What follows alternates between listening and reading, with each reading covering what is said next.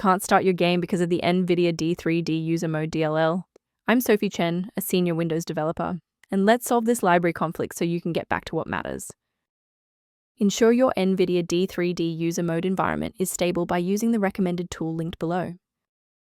This DLL file is a core 64-bit user mode driver for NVIDIA hardware.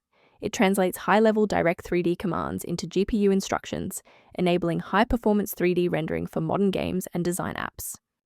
Now that you know how the file works, let's focus on the how and fix the issue. The NVIDIA D3D User Mode DLL is part of a game graphics runtime.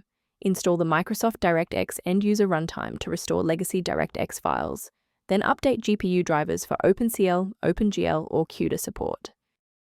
In the event the error remains visible, it indicates we need to verify the environment's ability to register new shared resources. A full system restart ensures that no background processes are currently locking the NVIDIA D3D User Mode file. A fresh boot allows Windows to reinitialize its library map from a clean state. Take a second to bookmark this page or hit the like button before restarting. That way, you can easily resume this guide once your system has finished rebooting. To avoid future system conflicts, there is one specific security trap we should discuss.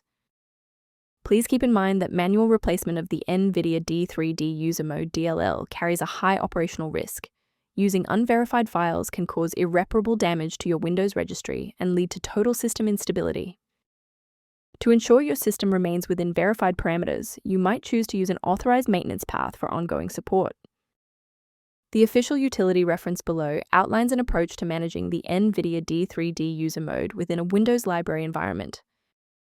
Liking this video tells us which technical fixes, like this one for the NVIDIA D3D User Mode, are most helpful to you. Subscribe now to build your own library of verified support resources.